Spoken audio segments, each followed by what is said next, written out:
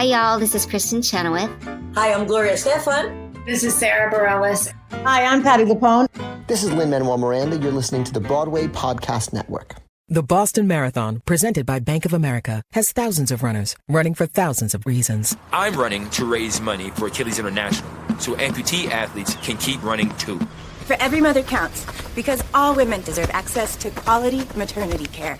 For St. Jude Children's Research Hospital, and every kid with cancer who just wants to be a kid again. Join Bank of America in supporting this year's runners. Give if you can at bofa.com/help-a-cause. References to charitable organizations is not endorsement by Bank of America Corporation. Copyright 2024. Spring is here, and you can now get almost anything you need for your sunny days delivered with Uber Eats. What do we mean by almost? Well, you can't get a well-groomed lawn delivered, but you can get a chicken parmesan delivered. A cabana? That's a no. But a banana? That's a yes. A nice tan? Sorry, nope. But a box fan? Happily, yes. A day of sunshine? No. A box of fine wines? Yes. Uber Eats can definitely get you that. Get almost anything delivered with Uber Eats. Order now. Alcohol in select markets. Product availability may vary by region. See app for details. Knock, knock, real estate pros. You could save up to 30% when you file your taxes with Block Advisors instead of a typical accountant. Block Advisors by H&R Block provides affordable tax expertise that finds every credit and deduction you deserve. 100% accuracy guaranteed. Visit blockadvisors.com/real estate today to get started. Average savings based on national average fees for federal form 1040, plus Schedule C and one state filing in the latest available 2020 survey conducted by the National Society of Accountants. Pricing may vary. See blockadvisors.com/guarantees for full details. What rhymes with buses? Bus hits. Or cult films and films. Cult. I'm trying to think of cult. Anything like cult. Rhyme zone is not being helpful. Adult fish zone is a near rhyme. Can we just do that inexplicably with cult films and adult fish? Here we take. People like, I beg your pardon. You'd be like, they've gotten weirder since they've come back. They have.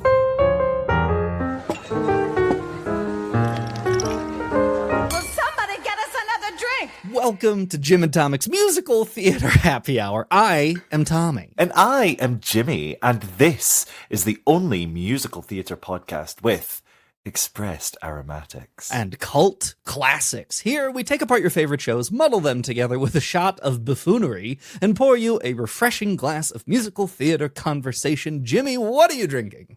I am drinking a blended up protein bar for the games. This is now a fitness podcast. Yeah. So what you want to do is push that was convincing. Thank you. Name 3 more exercises. I'm trying to think of something really impressive, like overhead press. Is that something? Bent over row. That's what I was thinking about. And squats. Bent over row. That bent over like row. Something else. That's the one. I'm just gonna demonstrate. That's the one where it's. I'll describe for our audio listeners. Jimmy has stood up. He's now showing his butt, and he's doing. It has become a fitness podcast. I joked, but we're here now. I don't know if any of this is going to make the cut. Why are you drinking a protein bar? Because, Tommy, I am desperate to talk about. Oh wait, what's the format? We did it the other way last time. So. Oh, do I? Okay. Here's the quiz question. To our knowledge, this is the first movie musical. Oh, man, off the rails already. To our knowledge, this is the first movie musical to feature the dreaded vertical video aspect ratio. No! What show, Jimmy? It's Mean Girls. That's my bet. What music we'll start with? Yeah.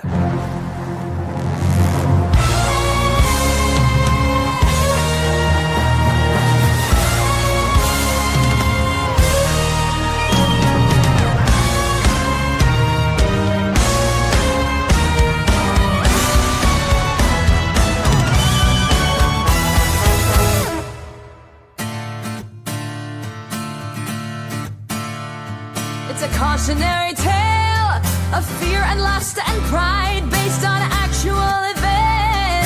people died. No one died, but how far would you go to be popular and hot? Would you resist temptation? No, you would not.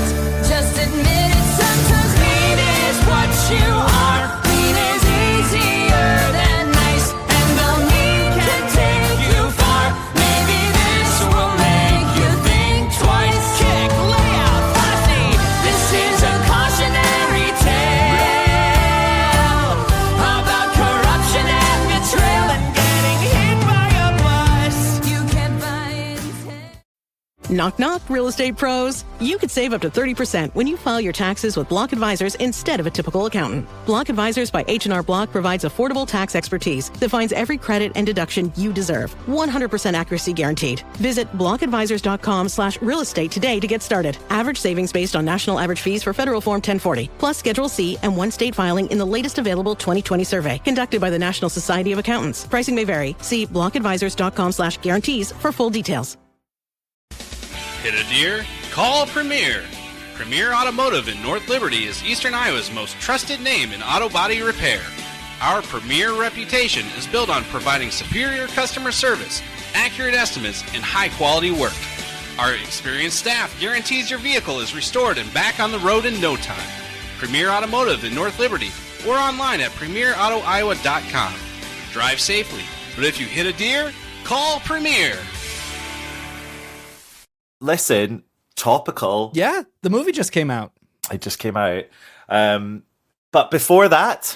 It was a different movie. It all started with a movie. Another movie. And before that, it all... Did you know... I didn't know this while I was doing research. Did you know it's based on a book? Or inspired by a book, I think is a better way to phrase it. Right, okay. What was the book? Mean Girls, the movie, came out in 2004. It's inspired by Rosalind Weissman's book. It's a self-help book, Queen Bees and Wannabes. I had read the first couple pages. It's like, so you've got a teenager. Good luck. It is like very much, here's how to help your kid survive high school. And Tina Fey was like, that deserves to be a movie. Interesting. Yeah. Had no clue. Interesting. Is it like written from the perspective of like, at Cool Mom? Is it like that level of like, no, your kids are great, you should be, you know what I mean? Or is it like your kids are gonna get beaten up a lot? It seems very down to earth. It seems also semi-clinical, but in a pop science kind of way. Not to diminish it. I think it is a powerful and important piece of literature, but it is like, more along the lines of what to expect when you're expecting. Okay. And not like a narrative story about these girls. Yeah, fair. Well, I'd also imagine wildly out of date now. She's updated it 3 times. One of the things I read was the introduction was like, well, I guess I have to update this book again. Oh my God. Things keep changing. Okay, I love that. Good on her. Yeah. It seems cool, Weissman's book. At least inspiring enough. It is interesting. And I say this from an uninformed perspective, but the movie seems different enough that they wouldn't have to call out that it is an adaptation. Okay. And so it is interesting to me that the adaptation credit persists. It seems intentional and specific. With a little bit of like, hey, this is grounded in literature. It's not fluff, like that kind of thing. I wonder if it's that. I wonder if it is like, you liked the movie, read the book. Here's an actual resource, and we want this thing to stick attached to this movie for as long as possible. I don't know. I couldn't. I did a little bit of a search, and I couldn't find. Tina Fey's been on a ton of junkets about the movie, then the musical, then the movie musical again. Yeah. And what I found, she doesn't mention the book, so it is interesting. It's fascinating. I don't know. I can only speculate. Hey, Tina, reach out. Can you imagine? First guest on the podcast, Tina Fey. God, what a guest. Anyway, so after the book, we had the film, the original film, which to me feels like was released 5 years ago. Like it's not in my head. It is not old. I realized I watched it in high school, but it it just feels, it feels like big, and I think in a way, right, and this will probably come up a lot, I think in a way, because Heathers is older, Mean Girls feels brand new. Does that make sense? Interesting. Yes, kind of. I'm excited to unpack that. But first, we have to talk about how the show opened on Broadway in 2018. It had an out-of-town tryout in Washington, D.C. I don't know if you can call Washington, D.C. an out-of-town tryout anymore. It just seems like before you go to New York, you do it in pre-Broadway. DC. Yeah, exactly. Yeah, exactly. This is one of the few ones. I think this is the first. It has to be the first musical we're covering that COVID closed. Yeah, definitely. Like it temporarily paused in, I don't know, March 2020, and then was one of the ones that closed without a closing performance. Yeah. But thankfully it had a decent run. I think they recouped. Bravo, producers. I think they did too. But then it's kind of had a very strong life outside on TikTok, on social media. It had quite a successful tour. And the show itself is slated to open over here very soon. People seem very excited about it. Yeah, I'm very curious how it'll do. And then the movie, as we mentioned, came out this year. All of the above. The show has book by Tina Fey, lyrics by Nell Benjamin of Legally Blonde fame, and music by Jeff Richman, Tina Fey's husband. Did you know that? I didn't know that. I think I did know. I think that was in back when it was released. I was like, huh, interesting, right? But then after listening to it, I was like, yeah, fine, whatever, let's go.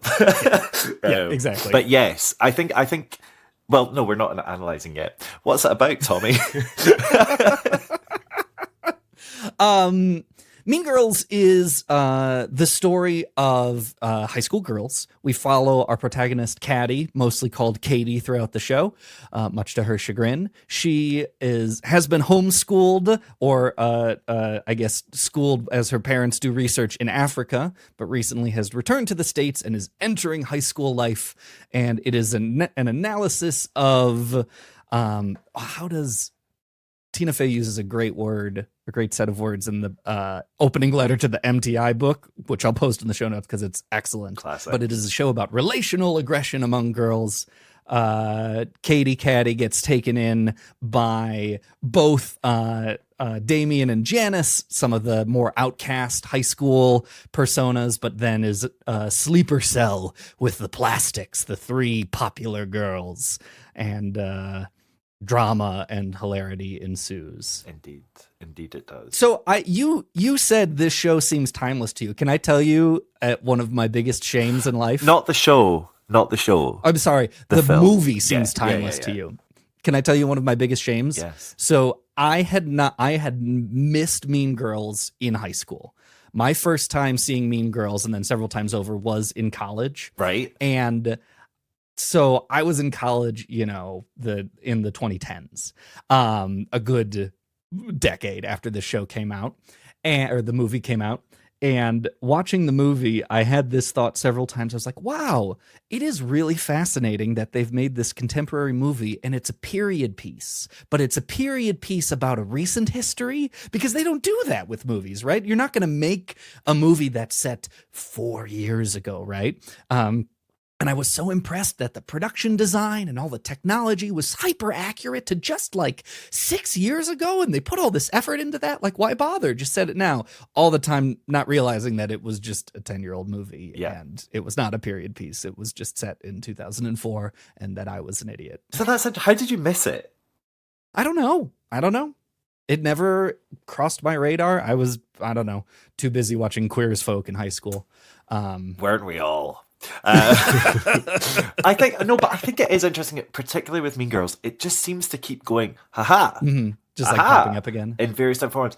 Yeah, because we watched it when I think I even saw it in the cinema. Do you know what I mean? But it wasn't popular. It wasn't that film that everyone quotes until probably about 10 years later, right? Yeah, when I think that's fair. I feel like the gays adopted it, and it suddenly became that kind of film. And then obviously the musical happened, so we're getting a whole new younger generation right enjoying it. I don't know who's enjoying it now with the film, but I suppose we'll discuss that. Does it?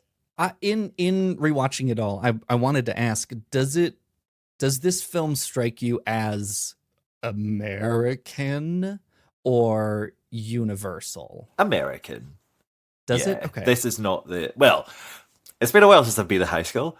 Sure. But there's like, it's tough actually, because I think I would have said that it's certainly not representative of my high school experience, right? Fascinating. Because there's lots of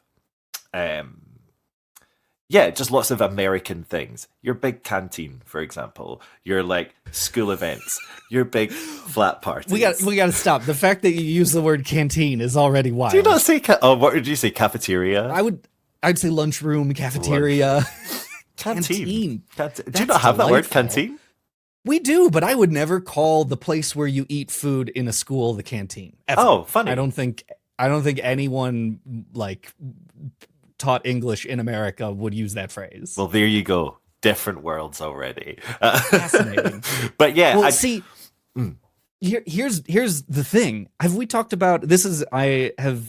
It's a theory I've been throwing around for a while. I grew up in the north suburbs of Chicago, and all of the John Hughes movies are filmed and set in the north suburbs of Chicago, and they also were like movies that my parents loved, movies that I love, and like everything from Home Alone to Ferris Bueller. I guess Home Alone's Chris Columbus, but still, right? Like there are these I would call historical movies from the 80s and 90s that are set in what feels like my hometown.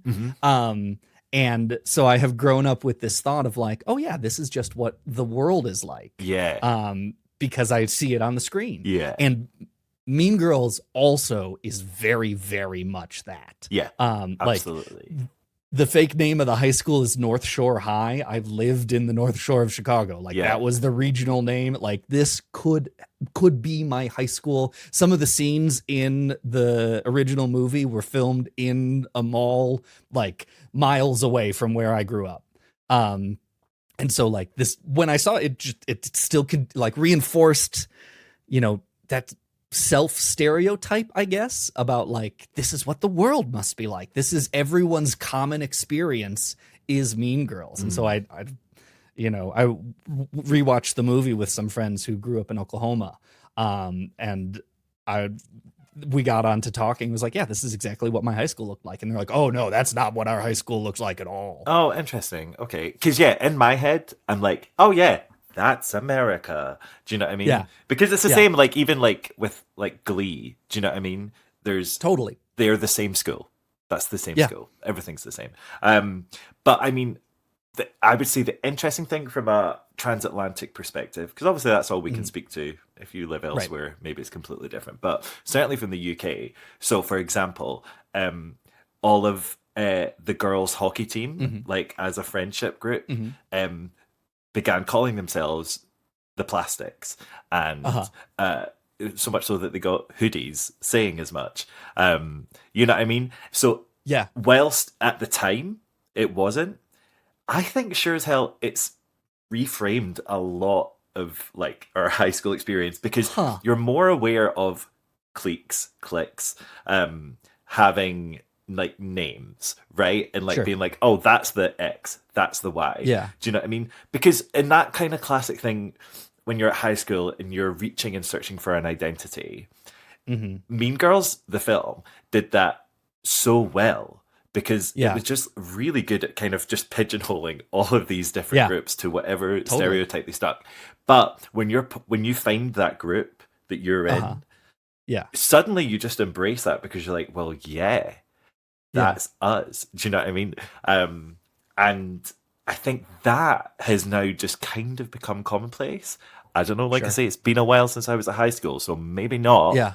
But certainly at the time. Yeah. I mean, it is, I only recently have left high school land, but like, stuff has changed and stuff hasn't changed. I always have found it fascinating, and I'll reserve some commentary, but one of our lead school counselors' favorite film, to the point of him wearing pink every Wednesday, is Mean Girls, and it's one of those where I'm like, it gives me a little pause. Yeah. Part of me gets it. Like, yeah, it's an interesting sociological unpacking of teenage girls, and part of me is like, I don't know if that's how you should frame how you view high schoolers. Maybe. I do think it is, I comment a lot on what feels like accurate teenage portrayal in films. I think Tina Fey writes a good teenager. All three of these adaptations feel like real adolescent humans. They don't suffer the Glee effect of feeling like that's not a thing a 16-year-old would say. Interesting. Okay. But at the same time, right, it's not, Mean Girls in a lot of ways is not a happy story. No, not at all. And I think, when we get into the nitty-gritty of it, I kind of want to come back to that point, though, about the kind of characters. Because I would say I agree with you for the most part. Okay, but interesting. We'll come back to that. So you worry, T. Okay. But yeah, I feel like, listen, we've been yammering on about it. We've not even properly started yet. I know. Hold on. Play the music. Wa-ching. Was that the nickel in the jukebox or something? Yeah, we'll go with that. Where do you think there are any real jukeboxes in the world where you could put a coin in and have a song from Mean Girls the musical play? Heaven. Okay, heaven. It's there for you. It's just waiting. Regina George is the queen bee. She's always dressed up. She always wins Spring Fling Queen. Or just drones who work for her, then die. My name is Regina George, and I am a massive deal. Fear me, love me, stand and stare at me, and these are real. I've got money and looks. I am like drunk with power. This whole school humps my leg like a chihuahua. I'm the prettiest poison you've ever seen. I never weigh more than 115. My name is Regina George, and I am a massive deal. I don't care who you are. I don't care how you feel. Hit a deer? Call Premier. Premier Automotive in North Liberty is Eastern Iowa's most trusted name in auto body repair. Our premier reputation is built on providing superior customer service, accurate estimates, and high-quality work. Our experienced staff guarantees your vehicle is restored and back on the road in no time. Premier Automotive in North Liberty or online at premierautoiowa.com. Drive safely, but if you hit a deer, call Premier. Hit a deer? Call Premier. Premier Automotive in North Liberty is Eastern Iowa's most trusted name in auto body repair. Our premier reputation is built on providing superior customer service, accurate estimates, and high-quality work. Our experienced staff guarantees your vehicle is restored and back on the road in no time. Premier Automotive in North Liberty or online at premierautoiowa.com. Drive safely, but if you hit a deer, call Premier. Okay, I mean, it makes sense. Start at the very beginning. Yeah. Right? Don't finish that line. We are above that. That was very close. I mean, we've kind of already started touching on this anyway, but yeah, I think the original film, it kind of can't be denied. Like, that is a proper classic piece of cinema now. Yes. Right? Yes. And I think, in terms of this, because when it was first announced that it was going to be made into a musical, I was initially just like, oh my God, why? That makes no sense. Why do we need that? Me blah, too. Blah, blah, right? But as time has gone on, and we've had many, many more movie adaptations of things. Yeah. And, you know, I think, because again, in my head, this is a new movie. I know it's not a new movie, but it still feels... It feels new. It feels new, right? So I was like, oh my God, like it's been out for 5 minutes and now you're making it. Yeah. But over time, I've definitely come around to thinking, actually, it does make a lot more sense to adapt it. Yeah. Like it does. I rewatched the original movie this week, and it still holds up. It is interesting seeing what feels like a very rapid adaptation cycle, which I guess we don't see as much from movie to musical to movie. I think we'll see musical to movie much faster. Like we saw that with Dear Evan Hansen. We saw that with The Prom. We see that with a lot of things now. Yeah. But this kind of trifecta, right? Like what's the gap between OG Hairspray and Hairspray the musical? Feels much wider, at least. This is where I'm sure I'll get corrected in the Discord. But like, I agree with you that it does, you know, Mean Girls is new, and for it to have such a, do you think it is the story of Mean Girls that has propelled it to several levels of adaptation, or do you think it is the Broadway SNL machine, Lorne Michaels producing, that has like been like, we need to capitalize on this and we need to, you know, strike while the iron is hot? I sadly think it's the latter. Yeah. Because the story isn't anything special. You really think so? Yeah. Like in terms of being like, you have a hot take on something here and I want to pull this apart, right? Or like what you're discussing is so relevant and has never been discussed before. Here's my hot new take on it, so I'm going to adapt it, right? Fair. What we have had is the same thing 3 times, which means there's no real... Now, you can dive deeper, sure, but it's not like... I'm trying to think of a good example of one that's gone like, sure, but... In the world of movie adaptations, that's quite tricky. But I guess even with Hairspray, right? If we look at Hairspray, the two of them are completely different beings. Oh yeah, the original movie and the stage musical, say. Exactly. They exist in the same world. They've got the same kind of irreverence, but in terms of how they tell the story, it's completely different. Yeah. I don't necessarily know that that's the case.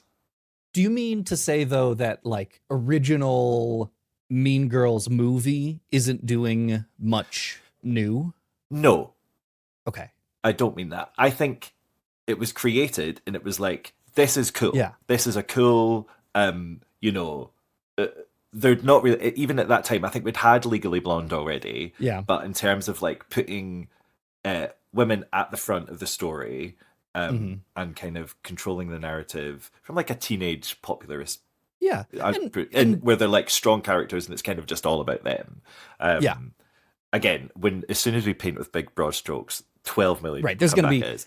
But you know what I mean? It's still, that's what it felt like when you were in the cinema. You were like, "Oh, I've not seen this before." It feels like an honest portrayal of high school girls, right? And you know, compared to, because again, like I loved Heathers when I was younger, and I think it's just so different from that. It's not. It's Heathers is satire. Heathers, it's fantasy as like a right. It is elevated to a point, and there are pangs of reality in it, and like unfortunately, lots of pangs of reality in it. Absolutely, but Mean Girls is more. It still does. You're right. It does feel much more realistic. You know. Yeah. So no, I think the original film ticked all the boxes, and I think it was so good, and it just so happened to have all these funny quotable lines. Right. But even at the time, it didn't feel like that's what it was. Yeah. Do you know what I mean? It still felt like, no, this is just a great film. Yeah. Can I tell you, and we're gonna I think crossfade into the stage show at some point anyway. But rewatching it, so my order was, I've never seen the show on stage legitimately, but have read the script, listened to the album, saw the movie musical, and then went back and watched the original movie recently. And a thing that was very fascinating to me, like when you take that kind of cycle, right, you're kind of reverse song spotting throughout the whole thing. You're spending like, okay, I know this is a song in the adaptation. What was in the movie here that turned this into a musical? Yeah. Almost beat for beat, every song, like the movie itself is has a lot of music in it. There's a lot of diegetic music. There's a lot of music at the party. There's a lot of like semi-diegetic music, right? Where we're doing kind of a needle drop thing and we're playing a pop song to, make a point. Almost every song in the musical is a moment of legitimate cinematic underscoring in the movie.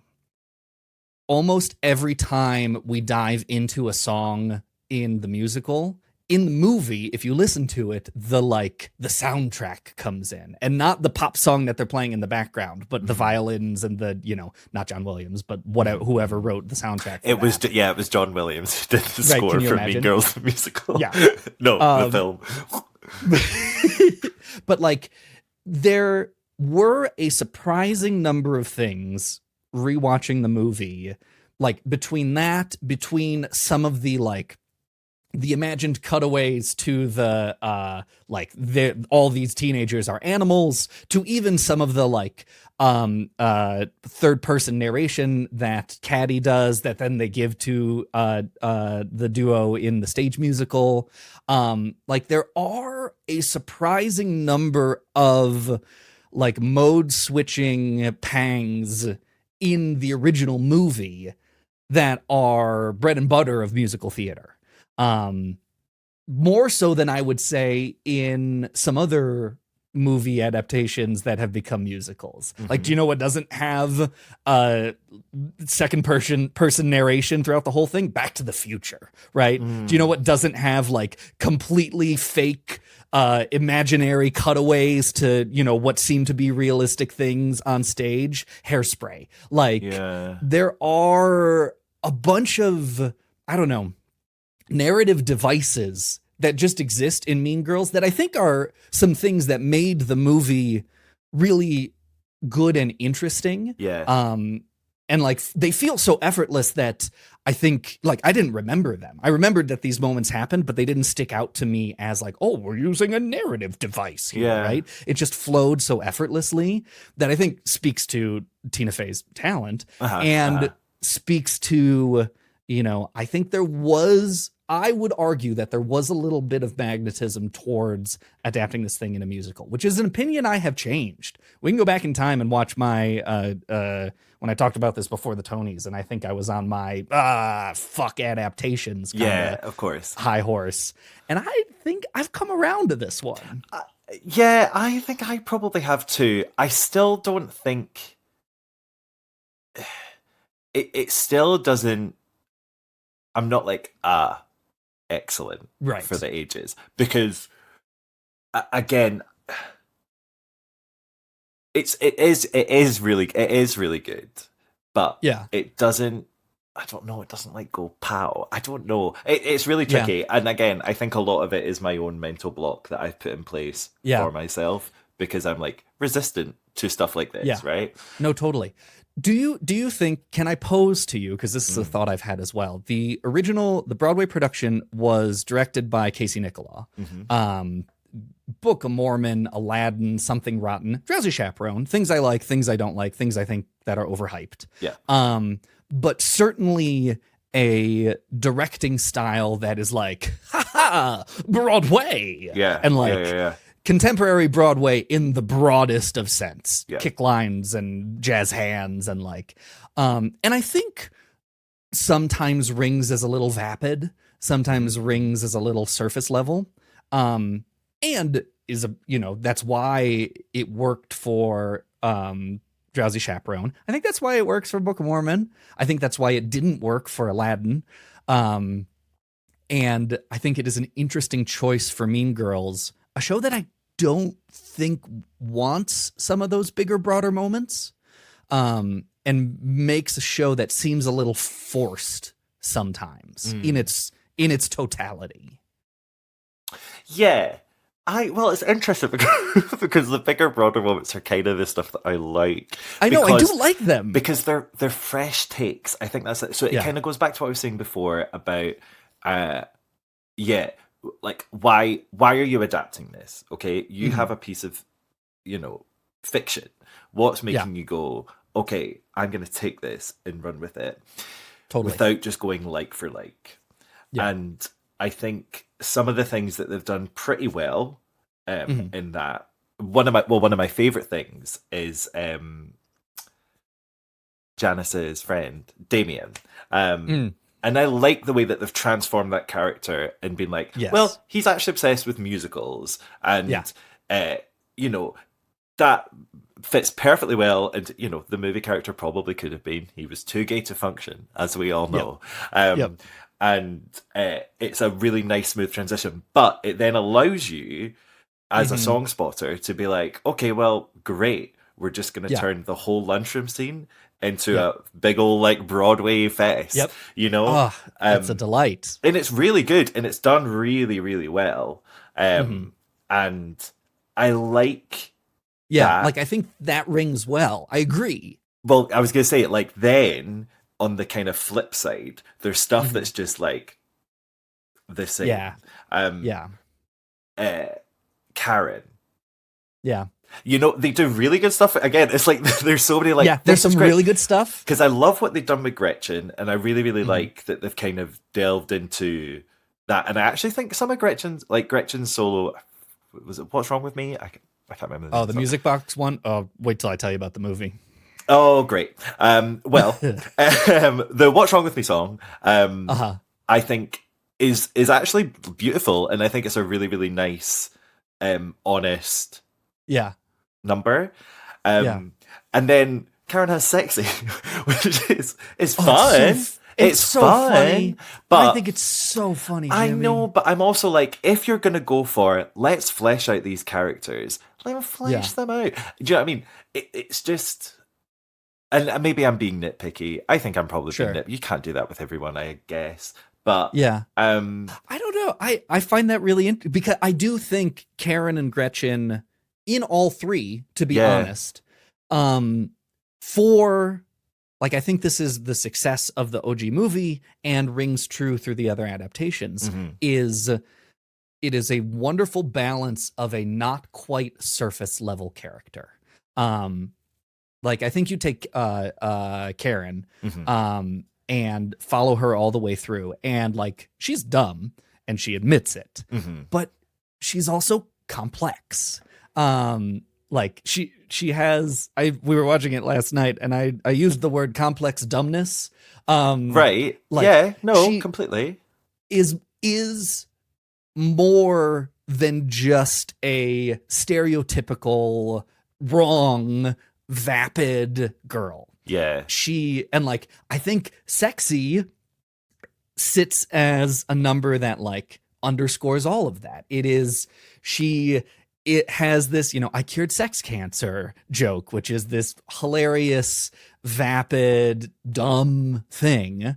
But she also knows a little bit. And then the rest of the song is like, when you are the hot one, it's a full-time thing. I know I'm sexy and I'm going to use it. I give you sexy corn. And like, part of that is really empowering. And part of that is also drawing the like, I don't know, it might be raining right now. And like, because it teeters right, for me, it teeters right on that tightrope of it. It adds a really interesting flavor and complexity to it. That I don't know, that I don't see in other, similarly written vapid female characters. Like, I think that is its power. It's not fully being like, she doesn't, this would not make sense in the plot structure of the show, but Karen doesn't have a moment where she's like, wait, suddenly I can solve all the math problems, right? No, she doesn't, I know, come out to become this really smart person, but she does have this, she still reads as a real person. Like, maybe that's it. Maybe that's the power. Yeah, I can concede to that, I think, because you're right. If you did it, there's nowhere else you could take it. There's nowhere, I mean, it's not in the source material. and there's no need to have a second Gretchen. Yeah. So having her kind of be exactly who she is, sure, yeah, why not? Yeah, fair. Yeah, well done, Karen. I think it's still, yeah, there's just I don't know, there's just something that's stopping me from being like, yeah, this is cool. You know what I mean? I don't know what it is. I will say, like, rolling through the show, there's I like cut the song stop, cut, you know, there's a if we take the show as a totality, there are a lot of, I think, even and it bothers me, but the finale, I See Stars, awful. It sucks. It sucks so hard, and it makes me mad. Yeah, at the risk of this podcast episode just flying off in lots of different directions, I know. I think the structure of the musical isn't good. Yeah, I would agree. Can you give me that? Because the finale is I'd Rather Be Me. Yeah, that's the finale song. That's it. That's the you know, you've had your I Want song. Yeah, that is the answer to your I Want song. Ensure have an epilogue. Yeah. And then be done with it. Right. But after I'd Rather Be Me, there's almost like an act. Do you know what I mean? In terms of a beat, right? Right. And that you've had the payoff. This is what has happened, right? We have the Mean Girls movie, like a lot of American cinema, exists in 3 acts, right? Yeah. And the third act of the movie is probably we probably hit that transition around the gym scene into the bus, into the prom and the mathletes and all that stuff, right? Yeah. Most movie to musical adaptations will squish the movie Act 1 and Act 2 into the musical Act 1, and then they'll have to extend Act 3 to be all of Act 2 in the stage musical. Yeah. And Mean Girls has done the opposite. Act 1 of the movie is Act 1 of the musical, and Act 2 and Act 3 of the movie live in Act 2 of the musical. Yeah. And so you got this weird little tag on the end after the movie Act 2 finale. I think, but I think it's in the film it's fine because the film's shorter. Yeah. So you're not having to wait as long for the ending. Like, you are just kind of rolling down the hill towards the end after Katie has her realization of, oh wait, I'm the monster. Do you know what I mean? Yeah. And then, cool, we roll with that. But in the musical, it just takes so long to get there. And I think, I don't know, maybe that isn't one of the things that spoils it for me because I don't watch the musical all the time. But I think when I did, that was one of the things that was glaringly obvious to me. And even just the same with like end of Act 1, start of Act 2. Like, to me, it would make sense for end of Act 1 to see Katie at the height of her meanness and have the kind of conflict with Janice there. But then obviously you've got this huge gap to fill that could only really be a house party. You know? Right. But that's just too much. Yeah. So it's in that respect, right? If I was adapting it, I would look at that and go, okay, well, how do I then redo this? How do we fix that? Yeah. But they haven't done that. They've been haven't. This needs to be the film. Yeah. This is what I had this thought last night. Caddy has her whole like break up the crown and throw it away at, Spring Fling. Yeah. And in that moment, everyone forgives her. Yeah. Everyone's like, yeah, you sucked, but we get it now. Yeah.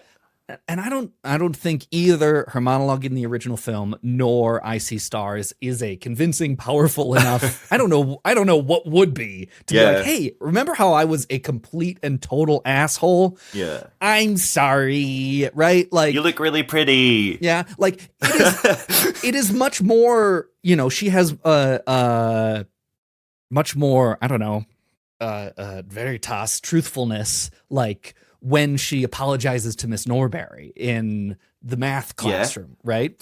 And like, I think it would have been an interesting turn in one or both of the adaptations if either Janice or Regina like didn't forgive her right away in the prom, and then there was one more beat afterwards where she has to, do something. Do you really, really mean it to actually earn the forgiveness? And they don't, and that's fine. It's a musical. Yeah, we got to get it done. Like it's already 2.5 hours long. I know. But, it's kind of like It's kind of like Dear Evan Hansen. Yeah. You want that scene in the orchard between Miss Norbury and Carrie.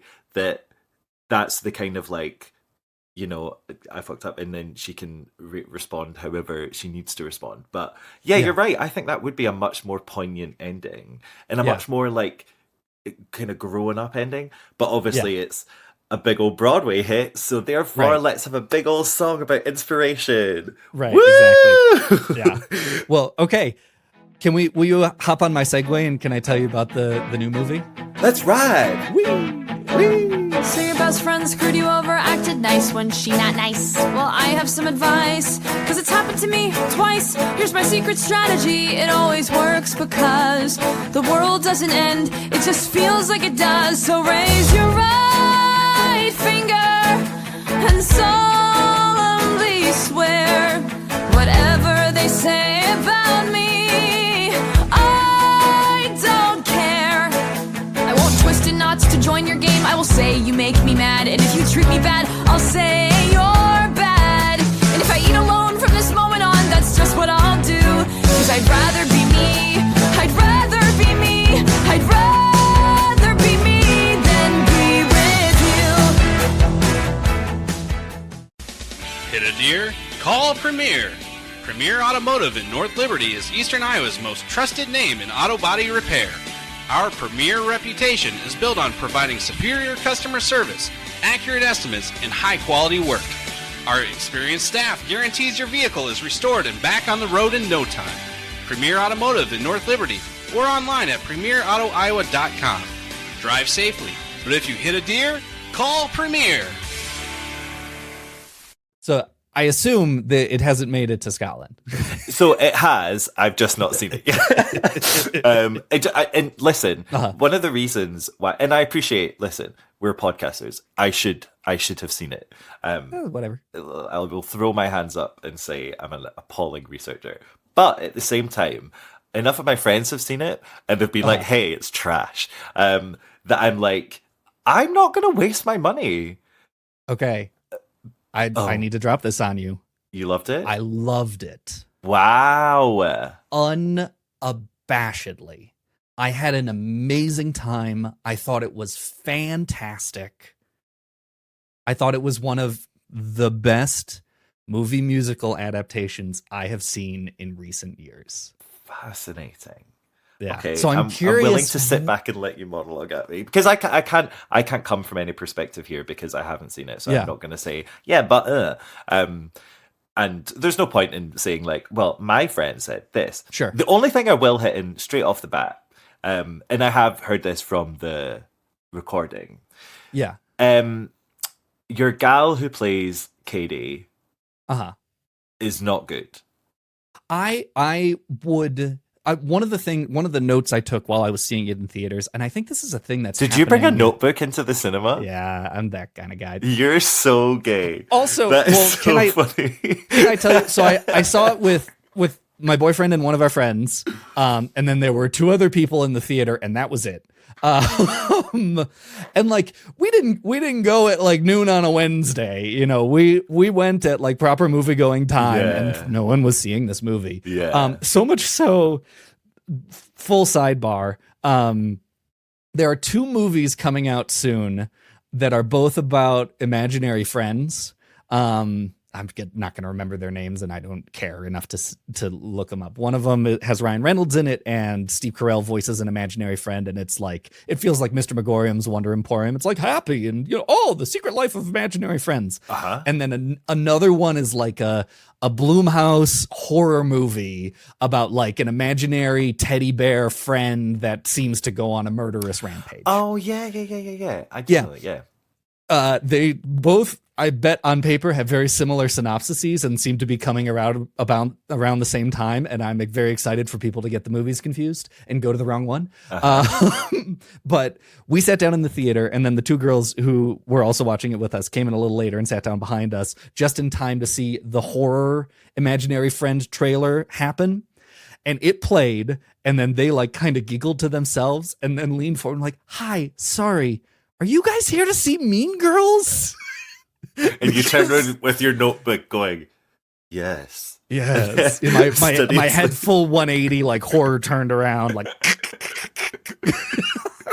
Mean Girls has been dead for 15 years. Exactly. But so the five of us went on this wild ride together. My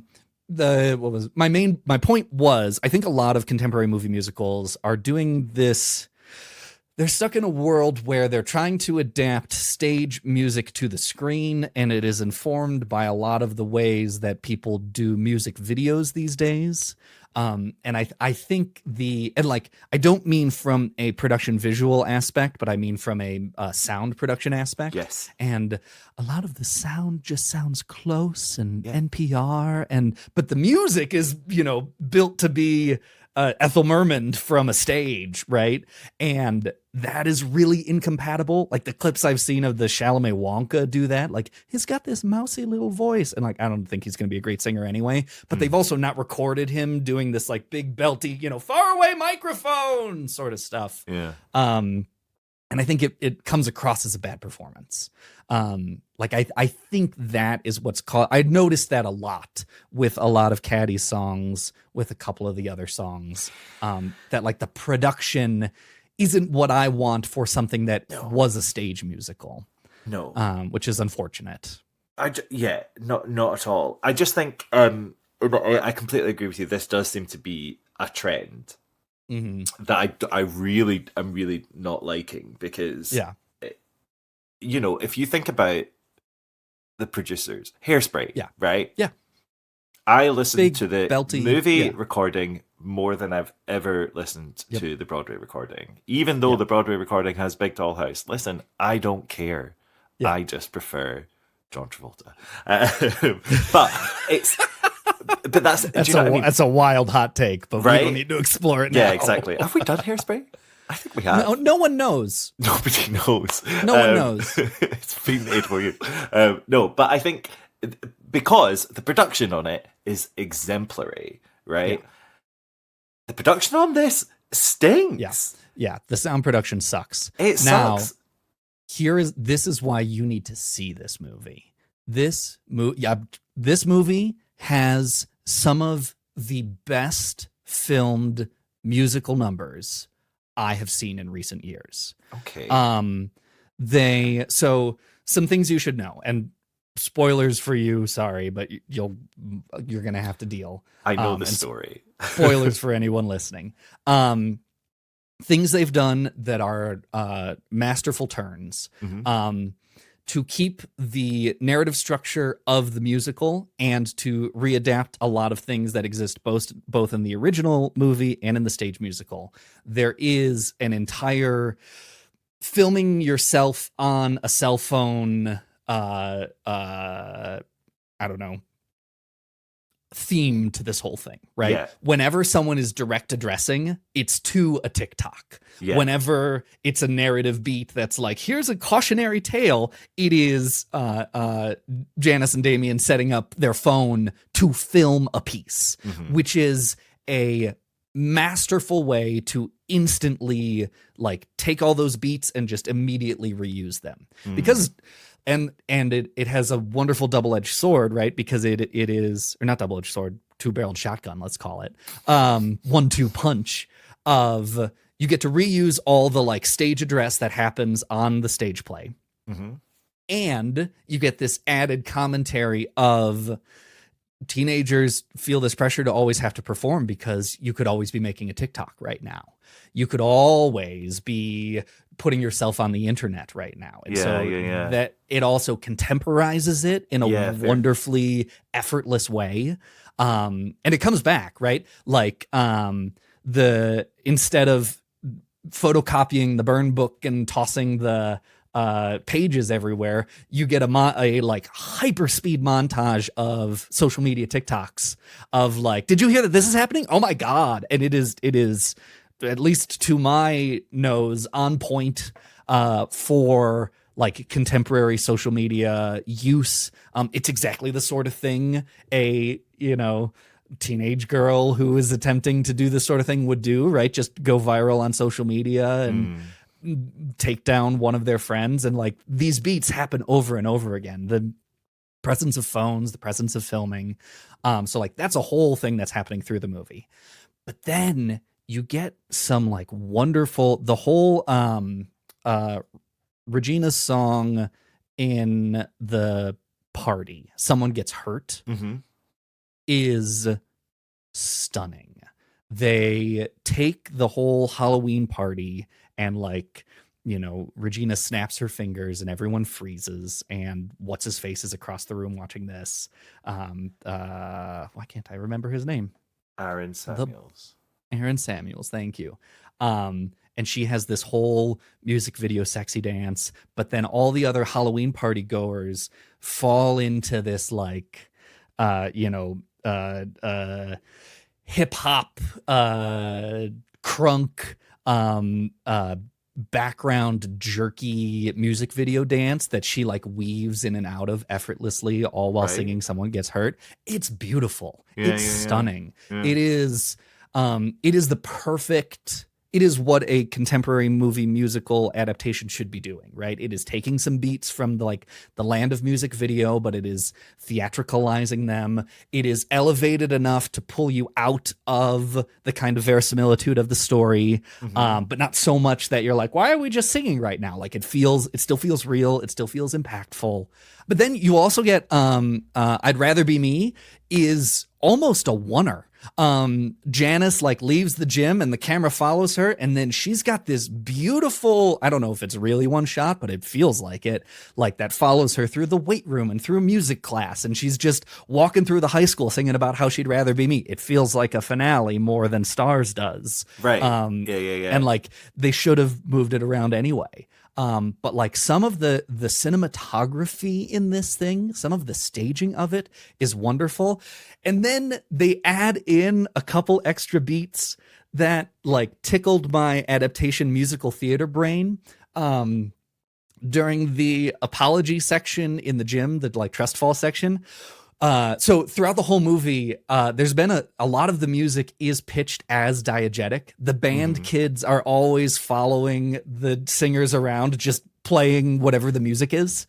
There's one point where I forget what song it is, but the trio, Damien, Janice, and Caddy are like sitting under a tree and like sappy music is playing. And I think Janice looks up and she's like, "Can you stop?" And the band kids are up in the tree with their guitar and instruments playing the music. And they're like, "Sorry," which is funny to me to begin with. But then during the apology scene, one of the kids stands on stage and is like, "Hi, I just want to apologize to everyone that I was dragging a little bit during Revenge Party.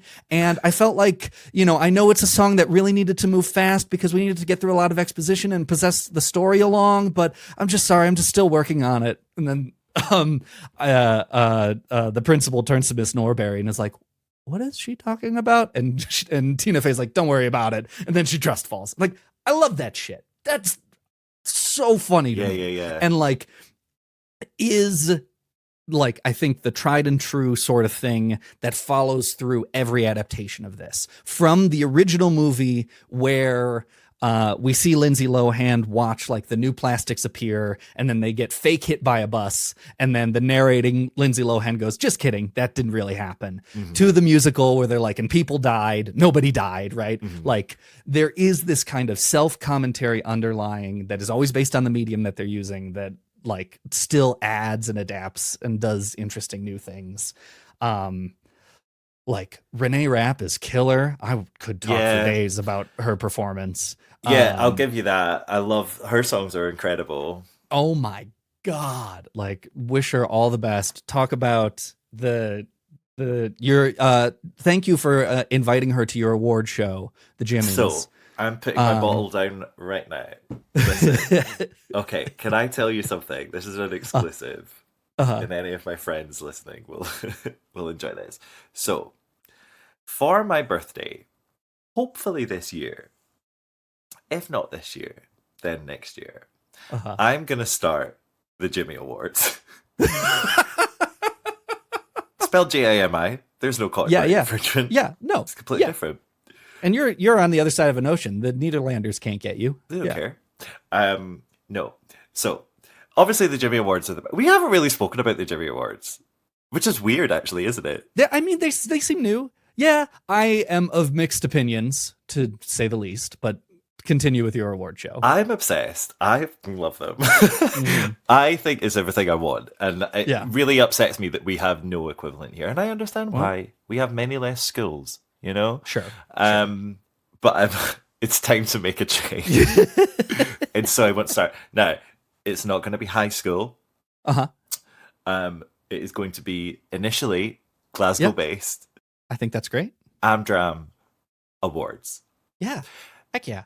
And I just think it's going to be great. I'm going to get my friend, who I've not asked yet, to write the medleys. Excellent. People can bring the characters that they've played. Yeah.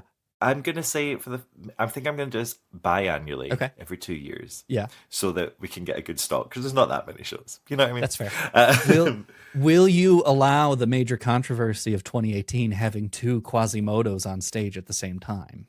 Absolutely. I would quite like, a Quasimodo section, right? Like, that's the thing. I love it when they have and here are the Marias, or do you know what I mean? Here are all of the Moanas coming out. It's all so great. So yeah, just as a little sidebar, the Jimmy Awards coming soon. I think that's great. To Glasgow. I mean, I think that's it is the critique I grow more and more confident about as I get older and older is where once the Tonys rang as this really fun, interesting showcase thing, now it just seems like a local award show for New York to, I'm trying to say jerk off. Just say jerk off. I was trying to find a PG way to say suck their own dick, but the FCC won't let me be. Yeah. No, did you just roll a dice? No, I knocked over a chapstick. But I can roll for. Yeah, no. Here, do you know how many dice are in front of me right now? Do you want a D100? Wait, can I tell you my foot fidget is this big D20, which I keep on the ground and I roll around all day. That's cute. Yes, I look perfect. Ice queen, that's what you say. It's what they all expect from me. But it's a show. Face it, you used me. You saw the sexy clothes, my supermodel pose. What did you know? Was I a game to you? Was I a way to be cool? I truly cared. Was I the fool? It's fine for you. It's fine to flirt. It's fine till someone gets hurt.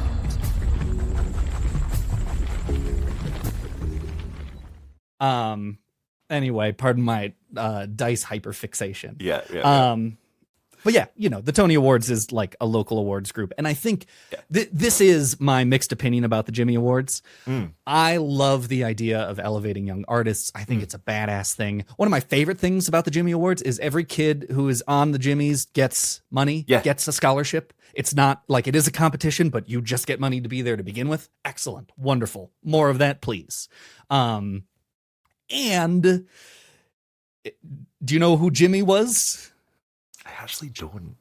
I had to look it up. James Nederlander. How interesting. Yeah. And he didn't found it, but it's named for him. And the Nederlanders are fine. Sure. Please don't send an assassin to murder me. And we owe them quite a lot. Yeah, sure. And sometimes, I get scared of the big Broadway machine. And it seems great. Renee Rapp and Andrew Barth Feldman won the Jimmy Awards, and now you know their names, right? And it also seems like part of the conversation was like, how do we get them young? How do we induct them into the big machine as early as possible? Which is why I'm a little trepidatious about it. I say that there's no proof that it has been anything but wonderful for everyone who's been involved. Yeah. I think I'm okay with that. Because I have no doubts that Andrew Barth Feldman and Renee Batt is a great name. I'm going to keep that in the back for now. Wanted to be actors. Yeah, absolutely. So there is no better. Like, there's great platforming there. And the thing is like that's the world that you need to enter into. And if you're going to be young, you're going to be young. They're not that young. You know what I mean? So I think that is okay. And like you say, they are treated quite well. The one thing that I do panic about is, obviously, in the age that we're living in, a lot more people now know about the Jimmy Awards. And suddenly, random Jane Horrocks in the chorus, who was fine at Maria, is being like annihilated in the comment section through no choice of her own, other than just appearing in the awards. And I think that's, maybe we think about that and appreciate, no, these are still children. And they're probably getting enough of this at high school. They probably don't need you on the internet giving them negative thoughts. They're teenagers, right? Let's face it. No one does. Let's be real. But right, yeah. And it's probably coming from the perspective of the jealous individual who's like, you're the same age as me and I should be able to do that, so I'm going to annihilate you. I don't like that. Yeah. But everything else I just think is so healthy and wonderful. And, I mean, Andrew Barth was in a movie with Jennifer Lawrence. That's insane. Yeah. That's insane. It is a good, I hope it maintains a good industry pipeline. I think it is there's plenty of discussion to have about like you to become an actor, right? There are certain sets of economic upbringing you need for that to even be an achievable thing, just to move to New York, right? Yeah. So I hope the Jimmy Awards and things like that can sit on a side I prefer about that. Yeah. Just to kind of jump on that, we obviously big champions of moving away from New York and regional and, kind of finding the theatre where you're at. I think that's one of the really good things about the Jimmy Awards is that it's got feck all to do with New York. Yeah. And it feels homegrown. You know what I mean? It feels like nationals, if we're going back to Glee, right? It's that thing of all coming together, and it's got nothing to do with the Broadway megastore. Yes. And I really love that. And I really hope that never changes, ever, because it would spoil it. Yeah. I think it could do well with expanding or adding a non or less performance-based kind of angle to it. I don't know the best way to do it. You mean like a question and answer section, like in a beauty pageant? No, a swimsuit competition. And here's the high school tech kids, and here's the high school. Oh, sorry. Okay, yeah. Like to move. There is, and this is a contentious opinion. There's at least in the States, there are a lot of competitive theater and thespian high school festivals.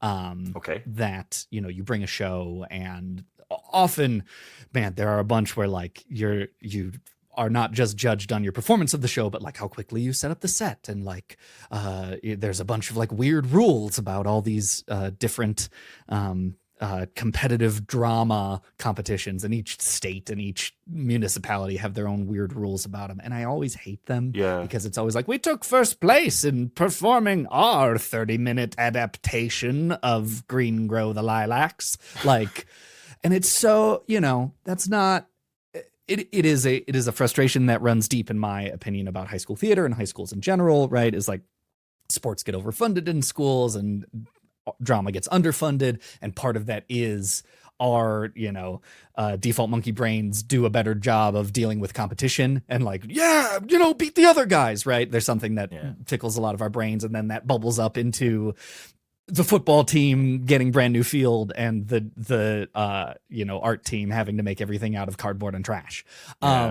And it seems like a false grab to be like, no, we compete too. Look at the trophy we brought home. And I've seen it be successful in schools. I've seen schools where like suddenly the drama department enters a bunch of competitions and now they're taking home trophies, and now there's something to write about in the school paper, and there's something to put in the email home to parents, and then suddenly the boosters start giving them more money. And like, I hate that. It gives me the ick in such a huge way. That's another thing about the Jimmies that I'm like,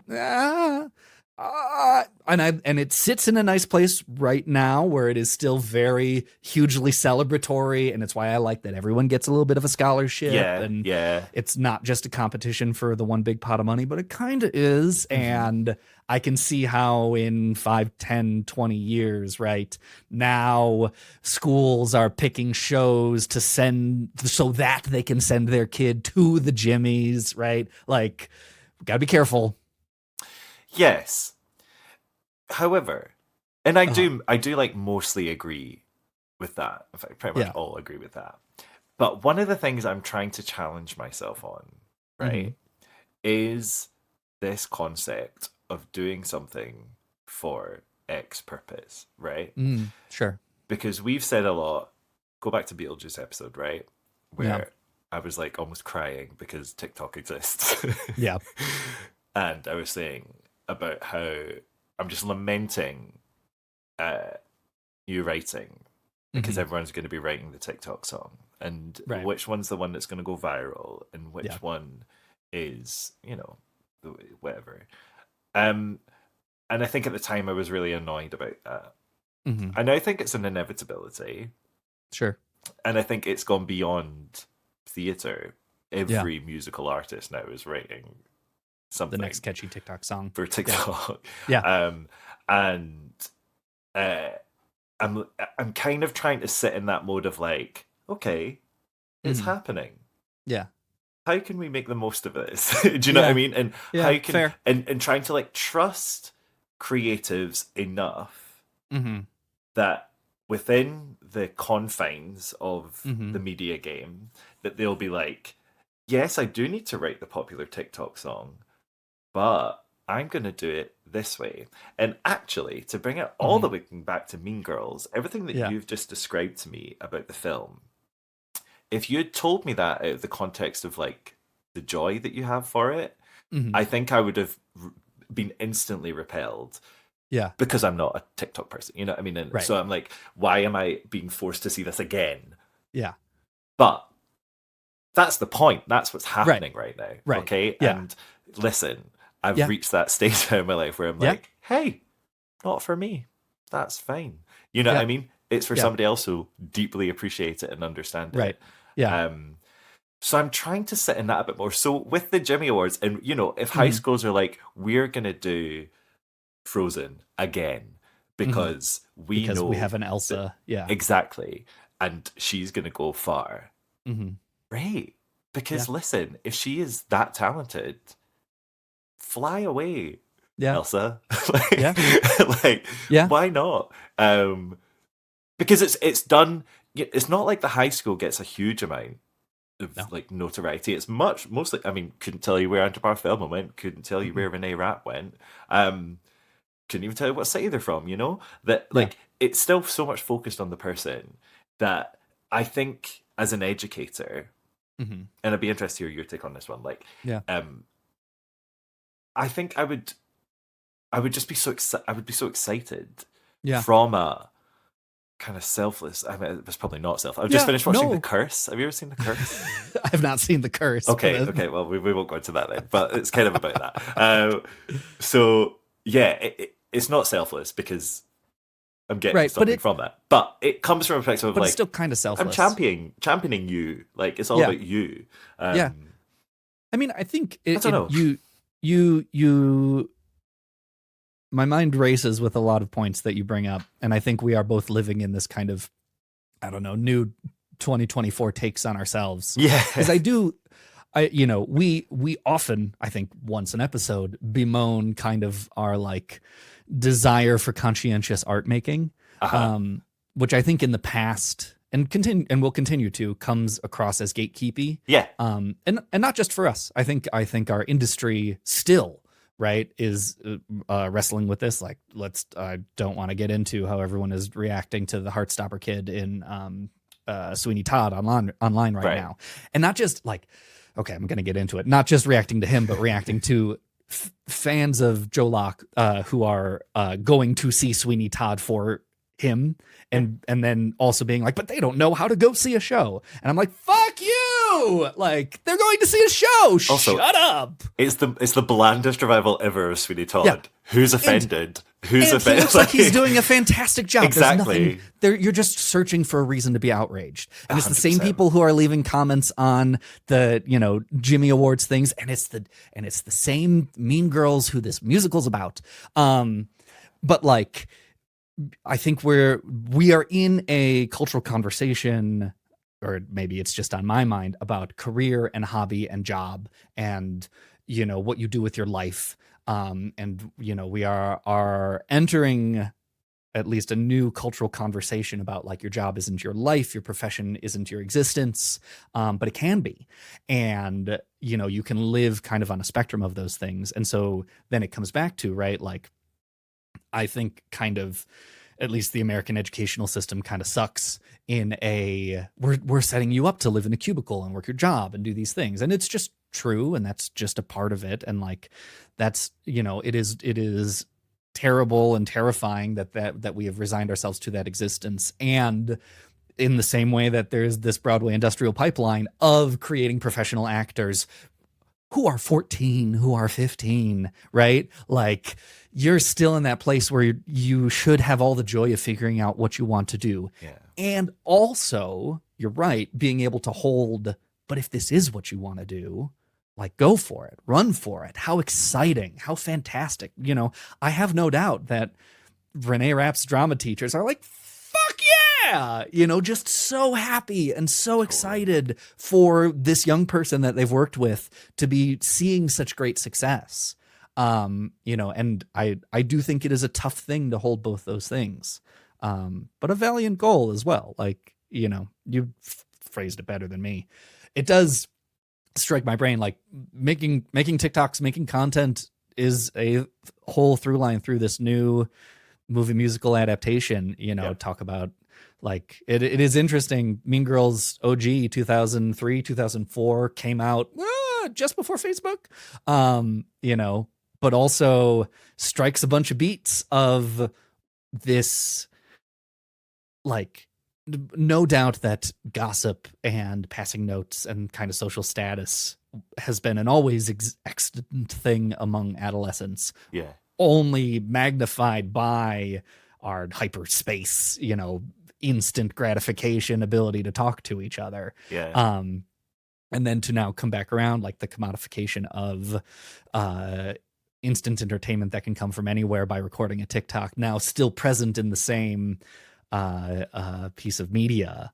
I don't know. All of it at once is very interesting to me. It makes me happy that the movie can reach a new generation. I'm curious. I haven't, I don't talk to Zoomers anymore. But like how teens see this. Like how many times they're like, yeah, it's based on this old movie. Yeah. No, but I am completely agreement with you, because I don't know any young person that's seen it. And I want to know. Yeah. Because even just in the sense of like when the musical came out, some of my like younger friends adored it. And again, I had that classic like old man barrier. Yep. Where I was like, it's just the same. It's all the same. Dear Evan Hansen, again, it's nothing like Dear Evan Hansen. No, it's much better, I would wager. Yeah. I think that I could only see it through that lens. And I'm a bit annoyed at myself, actually, because that's not fair. But thankfully, nobody cared and continued to like it. But I think it's interesting now, some of those people who loved the musical did not like the film, but they are now that little bit older, right? Yeah. And I'm curious. The critiques I've seen are around a lot of the like, well, they changed this, which I will never give any water to. Right. Like, at this point in my critical life, like, yeah, of course they did. And like a lot of the like, I think I'm curious if they were changed by committee or, you know, where they came from. Like they removed, there's little to no slut shaming in the movie, which is interesting. They made a really conscientious choice to, like, I don't think they say the word skank at all. They rarely use the word slut even. Like, which the original movie and then the musical is already like, we're seeing that I think the social conscious follow it as well. Absolutely. Or it follow the social conscious. And even more, they've done that. Just to jump in on that note, I think they could have written something better than Fugly Cow though. Yeah, I agree. Because I feel like nobody's saying cow. No, and I think like my friends who were not aware of or who hadn't listened to the stage musical and saw the movie were really upset that Skank Bitch Fugly Slut was lost. Prepared. Like I think Skank Bitch Fugly Slut, you know, this is the tough part, right? The girls in the show are being mean to each other. Yeah. And so they should say mean things to each other. Yeah. And also, we're creating this media piece in this media landscape where we know a bunch of people are going to see it. And because the writers value the morals of the show, they don't want to introduce new vocabulary or new concepts or, you know, you said cliques are naming themselves in a Mean Girls fashion, right? Absolutely. And it would be so antithetical for the Mean Girls movie to teach a whole new generation of Mean Girls some fun new insults, right? Yep. So you end up with this really weird balance of like that I think the first movie wouldn't have had because it wasn't based on anything and probably we weren't conscious of it. And it wasn't written during a time of that kind of, I don't know, contemporary like we view media different now than we did 20 years ago in that way. But you can also see it. I think that's one of my bigger critiques of the thing is I think it could be a little meaner and then find a way to wrap that all up at the end. Yeah, that's a good point actually. I think the We're All Stars, what it was called, We're All Made Stars. That ending suits that show because it's diet. Do you know what I mean? It's very cool. I think there could have been something more. They could have gone harder. I don't know what it is. But the thing they could have done to fix it. So in the movie musical, there is a scene that's new. At the Spring Fling, Caddy goes to the bathroom, and Regina is there, and she's in she's in a C-collar. She's in a much better neck brace than in the movie, which is hilarious. They've also made a couple jokes that she's on a lot of painkillers. Love that. And so she's kind of spacey. And it was the funniest line in the whole movie, Jimmy. It's their apology moment. Yeah. Caddy and Regina are talking, and Regina apologizes or says something along the lines of like, I know I can be a lot. I know I can be pushy. I know I can be a bitch sometimes. And then she says, the line is, but you know what they would call me if I were a man? And Caddy goes, probably strong. And Regina goes, Reginald. That's what my mom said they were going to name me if I was a boy. And I was rolling in the aisles laughing, like so good, so funny. And like the thing to do is take that whole beat, take that whole scene, put it after Stars. Yeah. Have a moment where like Caddy goes to make up with Regina, tries to give her a piece of the crown, and she's like, fuck you, I know. Runs away, goes to the bathroom or whatever, and then Caddy follows her, and then they have their mea culpa, and then we resolve it, and it's you know, they have a one-on-one. I see stars, so many stars tonight. You could make diamonds dull. You are so beautiful. I see stars, you shine as bright as day. I will look out for you. We'll light each other's way. You're all stars.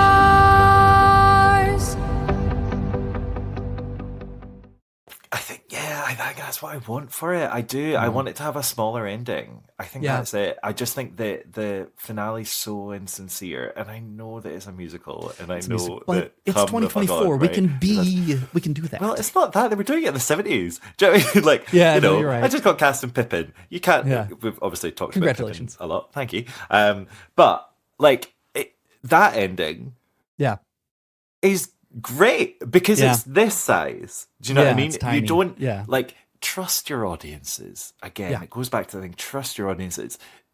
Are you so worried about the content of your piece that you need to have a finale that makes them forget everything that just came before? So they're leaving, that was lovely. I'm all like, and all they're thinking about is the cheesy finale number that doesn't have any substance. Do you think it's we're going to keep coming back on this point.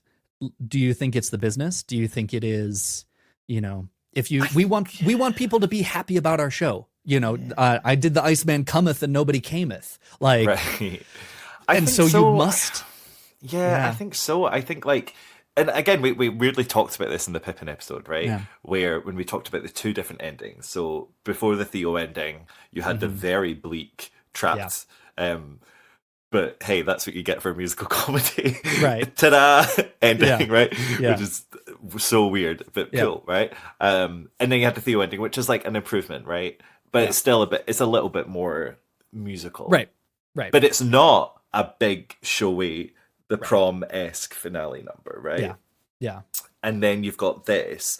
And I think Mean Girls as text, call it that, has that ability within it to it is talking about important things, right? Yeah, absolutely. And again, it's just honor the stuff that you've discussed. Like, you have some really strong, again, I always go back to What's Wrong With Me. I think it just took the first time, the reason I go back to it is the first time I listened to it, it took me a lot by surprise, because I think it's the first moment in the musical that's we're now zooming in on these characters that you've known for all these years, and you're like, poor Gretchen.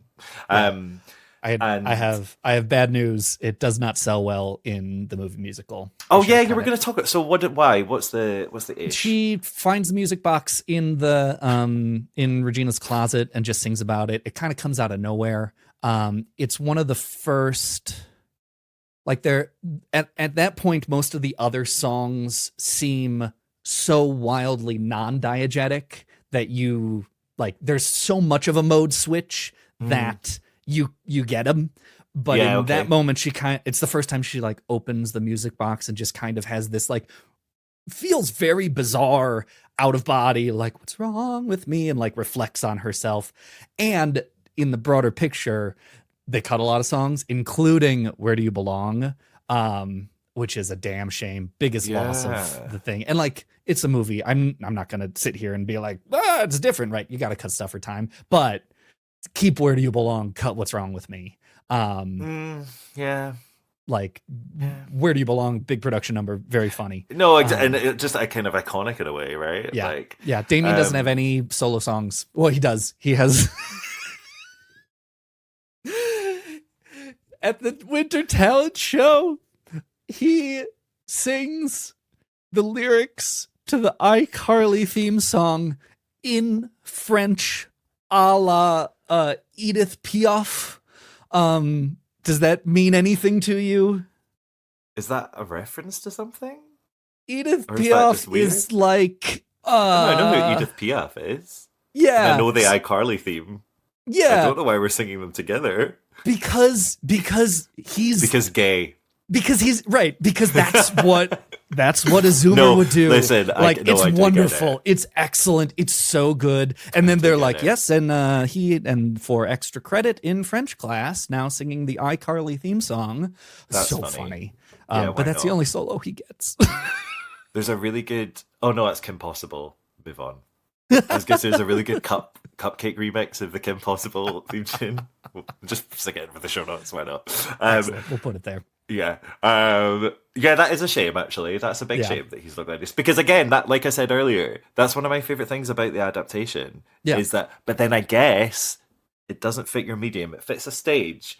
Yeah. But it doesn't necessarily. Yeah, it might have felt a little too big in body. Yeah, for kind of the tone they were taking. So I get it. Okay. I do think the thing they could have done, and this is a very movie adaptation thing, and the only reason to do it is because it's an adaptation. But don't have Caddy win prom queen. Have Regina win. Have Janice win.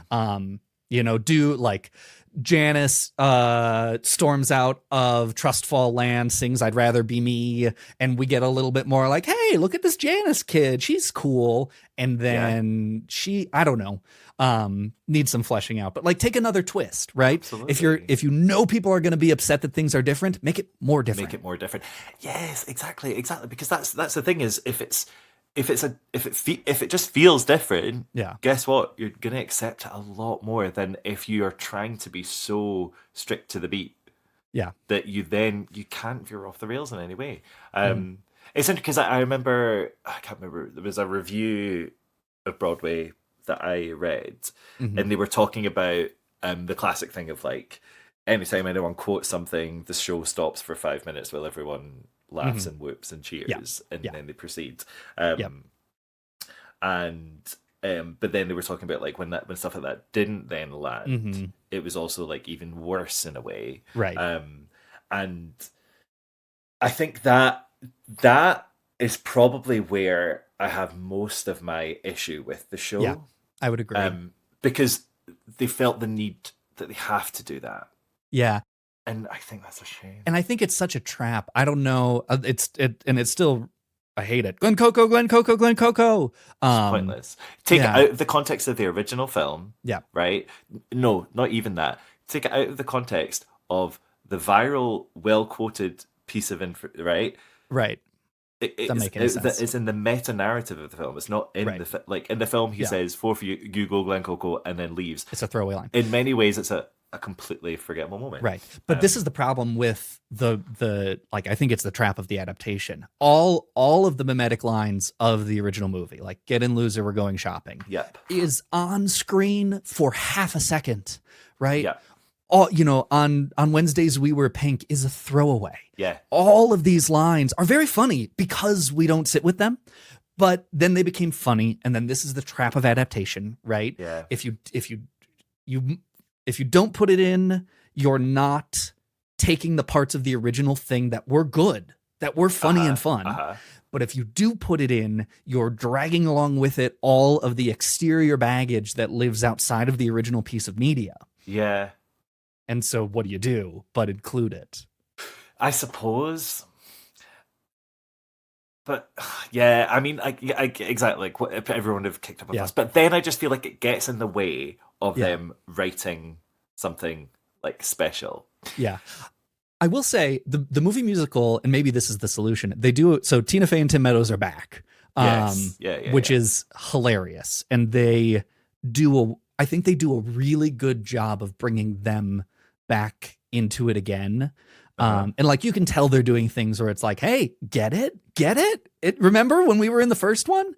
And there is a really fun moment when Tina Fey is like, Tim Meadows is just handed off, like, I don't know, it's after I have a heavy flow line. And he's like, I can't handle this. You got to do this. And she steps up and she's like, the music swells, dun dun dun dun dun dun, dun, and she's like, and here, no, and doesn't sing. I've heard about that. Yeah. Very funny, very good. Like that's the thing to do. Is very 30 Rock. Yes, like reverse that expectation. This is what you'd expect. This is the meme. But I think then you do that too much, you're going to derail the thing. Like if we do a whole bit about Glen Coco now, then it's thrown off the narrative point. Yeah. Listen, thank God it wasn't a number, but it was enough that it was like, okay. Yeah. Do you know what I mean? It's it is what it is, and we're going to sit in the reality that this is just the way of things now. But I don't know. I just think, it's interesting actually. I remember I went and started to write the book of a musical adaptation for Tu Wong Fu. Okay. What's Tu Wong Fu? No, we've talked about this. One of these days I will. Oh, probably. Yeah, oh, damn right. When we start a movie podcast. Yeah. After we got to do the video game after podcast the games first. one. Yeah, that's fine. But I started playing that, and I went in with the aim of, I'm not going to fan service this. Do you know what I mean? Yeah. I'm not going to take all the beats. But the second you start, it's so hard. It's so difficult not to, because you're like, they're the best bits. Yeah. Well, I guess that's the question, right? Can Mean Girls the musical, if Mean Girls the musical premiered on Broadway and the movie had never existed, and give it lots of leeway, adapt it differently, would it find success? Is there a nugget of this story that is worthwhile beyond the cult classic success of the original movie? And then, extend that again, right, to the new movie musical adaptation. Yeah. If this came out, and I think you can give yourself a lot of leeway about, like, they advertised it poorly, they didn't sell that it was a musical, and that right is the sucky thing they do all the time now. Should we talk about that? Sure, it pisses me off. I mean, it's not a hot take. It's just annoying. Yeah, but it's bloody annoying, and it's ruining things. So please stop. It's not the musical isn't a new concept, and we appreciate that it's very fun to hate our favorite art form. Right. But there's enough people. I mean, enough people went to see Cats. Yeah, and you know what I mean? It starts right, like everyone knew what that was going into it. But it's the same with Willy Wonka as well. Yes, the amount of people that were like, "Oh my god, did you know it was a musical?" I'm like, yeah. Because guess what? I do my research. Right, exactly. And I don't know. I think the tough part is we have hit the heat death of late stage capitalism, but like it is because all of these media companies live in focus group testing and A/B poster testing and stuff, right? And I bet if you show a trailer that has singing in it and show a trailer that doesn't have singing in it to a random group of 15 people, they're gonna vote for the one that doesn't have singing in it. But it doesn't mean that's how you should advertise your show. No, exactly. It's because otherwise you're kind of lying. Yeah, you just it's are. Kind of false advertising. And you're gonna have people who show up expecting one thing and get a different thing, right? And not in a fun Deadpool way. Right. Yes. Like not in a reversal of expectations. And I think I saw this take somewhere. Maybe it was on Twitter. I'll try real hard to source this in show notes. Sorry if I can't. But it was someone who had a really evocative and interesting take. Like, I think with advertising a show, with a trailer, with going into a movie, there's a real tough middle ground to hit where you have to give the audience almost all of what they expected, but almost all what they have expected. You have to fulfill their expectations, but not so much that there's nothing new, but not so little that they feel lied to. Yeah. But it feels like an easy stepping stone on that is to put some songs in your musical. Like, if they did a little clip of someone gets hurt from the Mean Girls movie in that trailer, gangbusters. Like, it's awesome. Exactly. And also I feel like, again, I don't know, I'm not young and I'm not speaking to them, but I feel like young people have a much higher tolerance for this kind of thing. Absolutely. Right? Our TikTok generation, Exactly. Yeah. You sing now. Yeah. And it could be like, that's a great song. I want to TikTok that. Like, yeah, absolutely. Like, you can see in this movie, and I think you see this in a lot of pieces of media now, like when the middle of the Troye Sivan music video where you're like, this is the TikTok dance, right? We put this in here so that people will do it on TikTok. Yeah. And you see that in Mean Girls as well. But like, I will say in my time working with Zoomers and younger, like kids dance now just in a way that it's amazing. I don't think they did when I was that age. Like I'll tell you, it is an unparalleled joy sometimes to walk past a group of 7th grade boys learning a new dance. Yeah. Like back when I was in 7th grade, you'd get bullied for that. So that's really cool. Right. Yeah. So like, yeah, they've got some tolerance on it. Also, they embrace honesty in media. So combine those two things and just be honest with it. Yeah. It seems really simple, doesn't it? Yeah. The other one as well with Willy Wonka, Yeah. It was the holiday movie. Yeah. They're Like, always musicals. Of course it's going to be a musical. Yeah. Why are you afraid of your musicals? Why are we still afraid of? Yeah. I know. The only thing that gives me a little bit of like hope is that there was quite a lot of it because they came out right at the same time and had the exact same impact. There was then a lot of like actual press conversation about that. About this stuff. So I'm now kind of hoping that then they'll be like, okay, oops, right. We got to circle back, and who knows what it'll be. But whenever we get and I don't mean in content and style, but at least in form, the next like Across the Universe, the next like original movie musical. Yeah. And it's been a minute. I don't know. What about Schmigadoon? Oh, pour one out. I know. Don't. I know. So sad. Can we do a podcast on Schmigadoon? Is that within? Are we allowed? Sure. We can. Hey, Jimmy, it's our podcast. We can do whatever we want. That's nice. We should do that at some point. But yeah, like I think Schmigadoon capitalize it. Like Schmigadoon is a parody of popular musical theater. I don't think Schmigadoon is interesting to people who don't have a smattering of knowledge of musical theater, which is probably why it got canceled. No, I think you're right. That was a bad example. What is it? There has to be something. Well, it's Willy Wonka. It's probably Willy Wonka. Yeah, right? Which is still like it's new and old. It's not Across the Universe. They're quite different. Yeah, it's not Across the Universe. That's fair. So, I mean, La La Land was 2017. Yeah, La La Land is a good, 2019. Which has plenty of its own right, problems, exactly. Yeah, but you knew that was a musical. Yeah. Oh, I guess we've got Greatest Showman. I have a blind spot for Peskin Paul and all that stuff, which is a whole nother barrel of fish. We'll get there. We'll get there. I hope so. Anyway, I go see the movie or watch it when it comes out on streaming. I think you'll like it. I think you will like parts of this movie.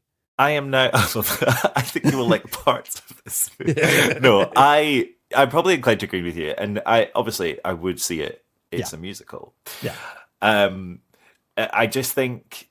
Do you know one of the things as well? And again, I don't know. Do you think it's too soon for this adaptation? Again, this isn't a hot take. Yeah, maybe. I don't know. I think we live in a different. I think our adaptive cycles we're in a new phase of media creation right now. I think the rules of adaptation that we previously have stuck to or have used are different now. I think if they didn't do there's a lot of stuff about this movie had a small budget, and you can tell. Like they, if they weren't gonna do it now, it probably wouldn't have happened. Fair. Like I bet it's not the sort of thing that would have been able to come back later.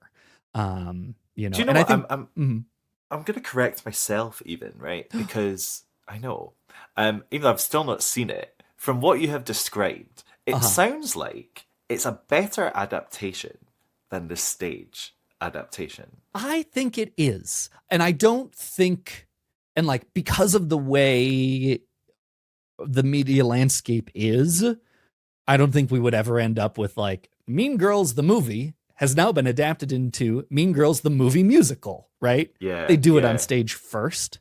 Yeah. But I also do think there is a core, and I mentioned it at the top, and I will put it in the show notes.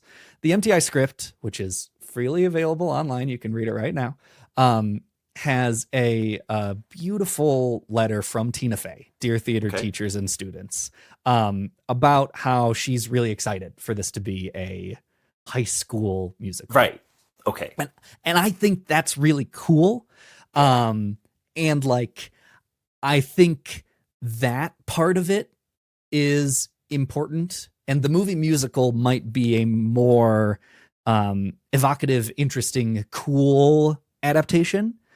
And I think it is also possible to hold that the stage existence is wonderful. She says,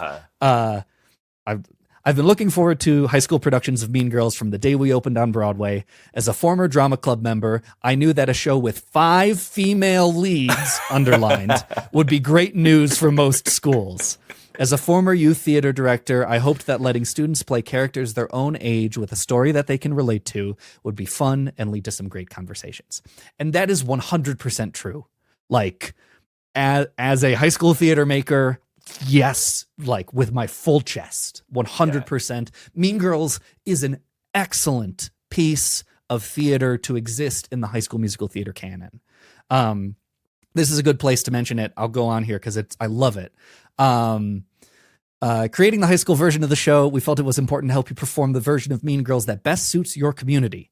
So instead of a pre-edited script, as with a school edition, you will receive an unedited Broadway version accompanied by these approved changes, about 3 pages of them. She doesn't say that, I said that. Which address moments in the original show that teachers have identified as potentially challenging for some schools. This way you can pick and choose what works and what does not work for your school community.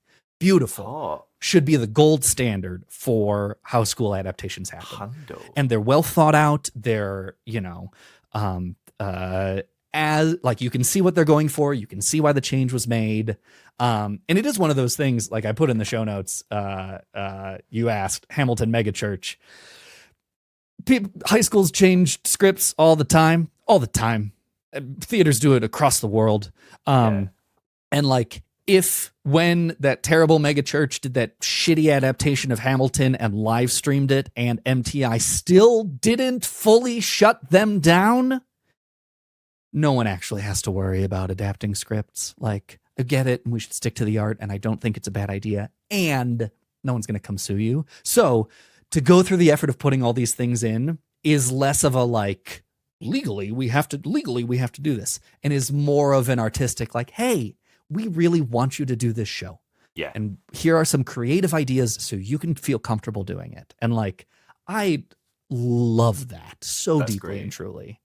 Yeah, it's catering to your medium there. Do you know what I mean? You know that it is a different thing to a fully produced house musical. Do you know what I mean? It is a high school musical, it is a different beast entirely. Yeah, it's absolutely. an amateur production, and they should be given different licenses, not in the actual like legal term, but license like to permission. Yeah, exactly. To adjust and adapt for their style. It just makes perfect sense. I love that. Well done, Tina Fey. It's beautiful. I like That's beautiful. I get the sense she really cares about this, and it's not a money grab. Having done this 3 times, and none of the thing is that none of them are awful. Yeah, I've still not seen the film, but from what you said, it doesn't sound like it's awful, right? It's great. So, none of them are awful. None of them are phoned in. There is still a lot of amazing stuff there. Sure, it's not perfect, but that what is. Who cares? I think that's great, and I think actually kind of that is like the key thing, because really, when it comes to musicals, it's the amateur production at the end of the day that is what we care about. You know, really? It's how is this going to live on in spite of itself, whether it's its cast recording or whether it is the hundreds of high schools across the world that are going to be doing this show. And did you hear that? I said across the world, MTI. Can you start releasing things for the UK? Thank you very much. Thank you. Yeah. Sorry, I'm just going through a bit of that at the moment, and it's not fun. But yes, so I think that's great that that's been a priority there. Yeah. It really 2 thumbs up. Tina Fey. You know what friends do, they got your back and they are fun to be around. When someone hurts you, then they attack and grind your foe into the ground. Imagine a party with dresses and cake, and singing and dancing and cake. And there's a magic act that saws Regina in half, and this time it'll take. Now that's a party. It's a revenge party, a party that ends with somebody's head on a spike. Whoa, it's a revenge party with your 2 best friends. It's like a party with revenge is one fight. That was Mean Girls, Jimmy. Grr. You see me being mean? That was great. You know what we didn't talk about? How much I love Revenge Party but can't do the key change, or how COVID saved us from Cameron Dallas continuing to be in this on Broadway. Probably the only good thing that came out of COVID. Poor Cameron Dallas. No, very rich Cameron Dallas. He's fine. He didn't need to be on Broadway. Listen, yeah. If we can't open that packet, I know, not in the outro. Can you imagine the litany of TikTok stars we would have had in this show had there not been a global pandemic? Oh no, it would have been that guy. Remember that guy from the Beetlejuice episode? It pissed me off so much because he was chewing fucking gum whilst doing his lip sync. It would have been him. Where is he now? Okay. We can't. Hit me with a quiz question. Okay. Hey, Tommy, one of the creators of this show that we're going to be talking about struck inspirational gold when they read the words Death Watch Carnival in a Reader's Digest compilation. What show? What show? How evocative. Very evocative. Death Watch Carnival. That's a band name. That is a band name. If you have ideas for other band names, you can email them to us at jimandtomic@gmail.com. That's the best way to get in touch with us. Or check out our Patreon if you want to financially support the show. We appreciate and love and adore dearly all of our patrons. Thank you for your continued, unending, delightful love, joy, and support. Yeah, it's really sweet and lovely, and we love you very much. But yes, the best thing you can do, and you've done it a lot since we released our last episode. So listen, thank you so much for giving us such a lovely, warm welcome. Yes. It made us feel very nice. But please, continue to tell your pals about our show, because listen, we have a great time. Yeah, this is great. Screw the media landscape out there. This is just Jimmy and I's, weekly call about musical theater. Exactly. But yes, I think that's everything, T. Mm-hmm. Cheers! I remembered this time. He did it. Cheers, Jimmy.